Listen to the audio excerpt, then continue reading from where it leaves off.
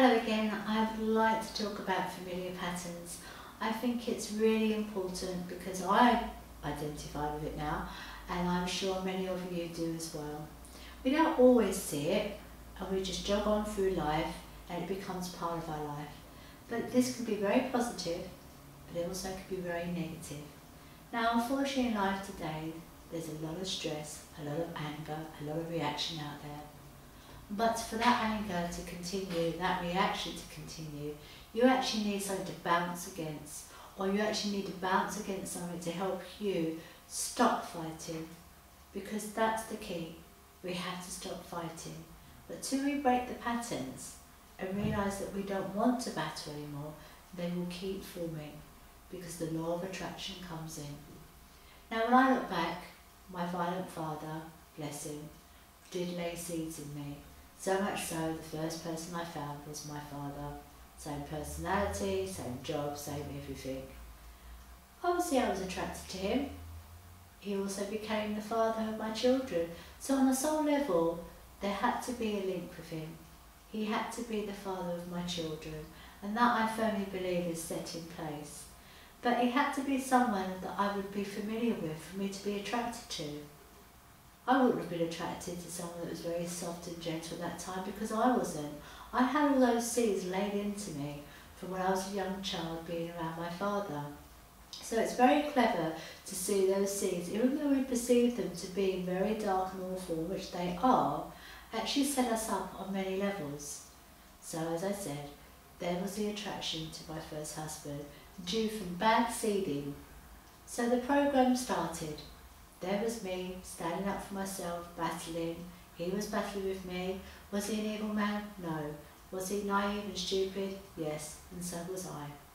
When you come together when you're young, you don't identify with these things. All you know is you need to be with that person. Did I love him? I believed I did. But then what is love? Because back then I was needing love. I never had it from my father, had a huge amount from my mum. But I wanted it from my father. I wanted it from the male energy. I wanted to give love. I love the idea of love. Love is a wonderful thing. And it's very hard for me to understand what love was as a child, especially when my father wanted to be so aggressive with me, controlling me. But that's done now, and I must admit I don't feel a way about that. If anything, I'm quite grateful. He graced my life because it taught me so much. But that's me being a strong person. Not everybody out there is. Not everybody's going to end up where I'm sitting today with a very strong, clear, balanced mind. It's because I started to look at life. So this pattern started to form.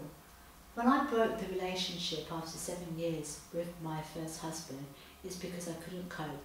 I wanted to have something peaceful in my life. I knew within myself I wanted peace. And that was the sense that my mum gave me. The love, the peace, the healing, understanding the spirit world, all the wonderful side of life. That's what I was seeking within my soul. But my personality had that negative edge. It is amazing how the negative edge at times can outweigh the good that you're willing to have in your life. And that is because us forming those patterns. We recognise something, and that's what draws it to us. The next relationship, the same. The relationship after that, there was something I could identify with now, that there was this dark energy running through all of it. There was the light, there was the dark, and my relationships all formed darkness. I can't honestly say that I have any really good memories in all my relationships. I'd like to say, oh, you know, we had our good and bad. It was 70% bad. My first partner, great father. As for our relationship, fight all the way. We brought the devil out in each other, same with the rest. But I also had this sexual energy. You know, it seemed like I drew that from them. They wanted me sexually all the time. And I would buy into that because also I felt the same. Now I look back at that and think, well, is there anything to do with the idea that I actually came in not on love? My father forced himself upon my mother. So again, I look at the seeds that were programmed at a very young age that could have unbalanced me that way. So eventually, must have got to about 37 years old. That's how long it took me to break the pattern, because in the end I got tired. At the latter part, roughly from 30 to 37, the healing really became important to me. At 1 minute I'm trying to heal and understand the world, and coming home and fighting with the devil. And yet I wasn't ready to let go of that devil, mainly because I thought I could change him. I thought if I could love him enough, he would change. But sometimes we have to recognise it's more about the pattern we're forming. I got used to the habit. I got used to all the darkness. Unfortunately, the last partner hit the drink, hit the drugs, and that really, really destroyed us. The things that I saw took place with that relationship, and how I saw that vulnerability start to allow darkness to come through, and I mean darkness. His psyche was down, and I saw really evil entities coming through him. Another story. But nevertheless, even though I finished that relationship and I was all switched on, knowing all about how patterns work, never going to do that again, 3 years break, because to be quite honest, the whole journey from my father's arm literally to my first partner's arms to the next, no gap whatsoever. So I'm actually forming a pattern of having to be in a relationship. You know, it was actually abnormal for me not to be in a relationship. So when I got to 37, had the 3 year break, I was working in a local bar, and the first person I was attracted to ended up being a coke dealer, ended up being an alcoholic. And I was really attracted. I just looked at him and just thought, I like you, I want to be with you. And equally the same, it was a very powerful.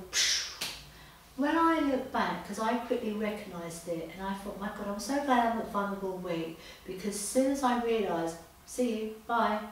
Now, it's quite easy to carry on that journey. Oh, well, I'm used to it. But I realised that there is something we have from these familiar patterns. We benefit. You know, I hear women that have these violent relationships, oh, but it's the making up. You benefit on some level, whether it's something you feel stimulates you. Who's to say? We're all individuals out there, and you know what you benefit from. Now, some people actually do the poor me, that you actually feel, well, I'm only worth that. No, you're not worth that. You are worth everything that is good in life. But as I said, we get used to it. So going back to this gentleman that I met after my 3 year break, after breaking up the last partner, I just couldn't believe it. I thought, well, I thought I knew all of this by now. But I couldn't see it, I didn't identify with it, I just linked with it. But I realised he identified with me, something he could connect with, and there was something there for me. Now when I look back at that last relationship, when my partner was doing the drink, he was violent and aggressive and smashing up my home. When he was on the cocaine, he was loving and cuddly and warm, and I was the best thing since sliced bread. So on the cocaine level, I actually accepted that cocaine. I actually got used to it. It was okay because I benefited. But you can see why we find ourselves in this. We do accept what is going on, and that's why you will continue. Now to explain it deeper, the aura is your CV. All the information about you is there. Your strengths, your weaknesses, your life journey. We are all psychic. We will all gravitate to something that is familiar because we're comfortable, as I said, whether it's good or bad. I actually thought about this when I used to work in PC World. You know, I had a great time. I found myself dealing with the people that were vulnerable. I felt myself dealing with the people that were disabled. People wanted to come to me in that job because they sensed my warmth. I didn't deal much with the businessmen, I dealt with the families because they felt comfortable. Again, they were attracted to me, they felt safe with me.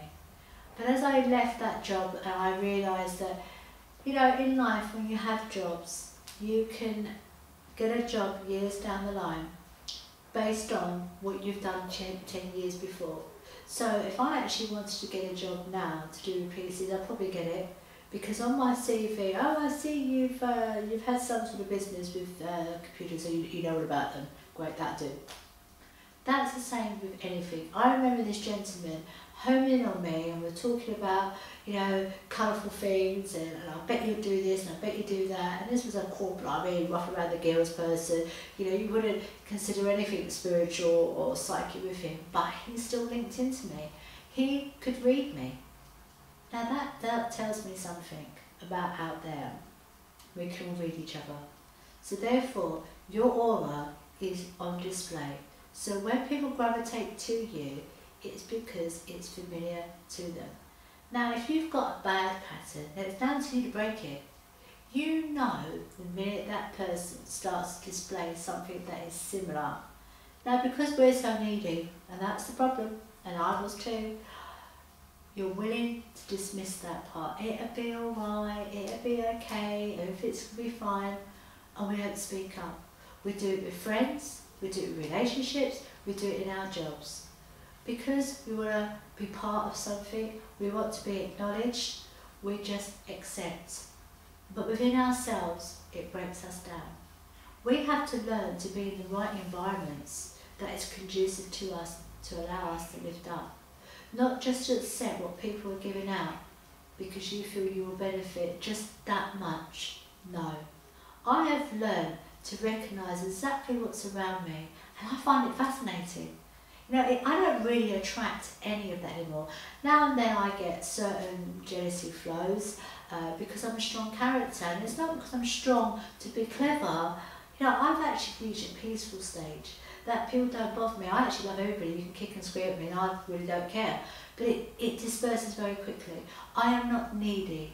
I love for the sake of loving. I'm very unconditional. But back then, not understanding love, I kept wanting that always in my life. But I would bring the aggressor with it, the controller with it, the person that wanted to dominate me sexually as well. And when I look back, it is crazy. But look at that pattern. There it was on my CV. She put something with this, she put something with that, and she was happy to do with that. And I obviously accepted something for them. They needed me. And for me, that was enough. You need me, so you must love me. Need isn't love. So what I'm saying here is recognise your patterns. Once you start to move on in yourself, that you progress to a place where you want peace, you want to progress spiritually. I'm not on about religious things, I'm on about a good, well-purposed person, good motivation, has a kind heart, wants to help the next person, because that's what we should be doing. But unfortunately we don't, and that's due to the seeding. But hey, we need to come together and help each other. But once you start really feeling within your soul that's where you want to be, you start to bring a different pattern in, and there will be people that will flow with you to lift you forward and move you forward. But while you're down here, being sad, confused, needing, you will form those patterns. You do not have to be bullied. You do not have to have situations that make you feel sad. Of course there's compromise, and that will be needed. Sometimes you need to be in a situation to learn from it. Sometimes the soul desires to enter into this flow of pattern just to enlighten yourself from it. But you have to use your intelligence to know that when enough is enough and you can't help that person, for whatever's around you, you need to move away. Now many people say, oh, but the children, and what will people say? If you are in such a bad place, do you not feel your children or your loved ones or friends would want you to have peace, even if it means you step out your comfort zone? I walked out of my house into nothing. I ended up leaving my home and ended up with my second partner's mum, which happened to be a prostitute, and I'll tell you what, brilliant, loved her to bits. She put me up, I was willing to put myself in that situation to get away from the violence, to stop my children seeing things. People look at me and think, how did you do it? Well, do I want to have my face out here like it was? Do I want my children to see that? No, I had self-worth. But as I said, did it again, because there was still a need and I couldn't identify with it.